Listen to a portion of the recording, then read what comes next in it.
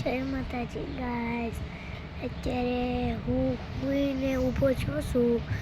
અત્યારે હું તો હું અત્યારે એસીમાં તો અમે કાલ નવું એસી લગાડ્યું હતું એટલે હું તો અત્યારે વાગવામાં આવ્યા છીએ 4 વાગવામાં આવ્યા છે. એટલે મારી મમ્મી કપડાં ધોવે છે, પછી મારા મામી ચા બનાવે છે અને મારી બેન સૂતી છે, મારા બા સૂતા છે. ત્યારે હું બેઠો છું.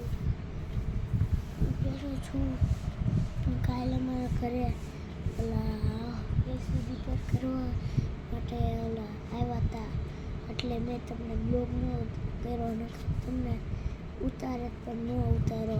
કેમ ખબર? ત્યાં બધા અવાજ બહુ હતો ને તો મેં ન ઉતાર્યો. તમે મારા બ્લોગમાં બનાવી છો. લાઈક કરો, શેર કરો, સબસ્ક્રાઈબ કરો.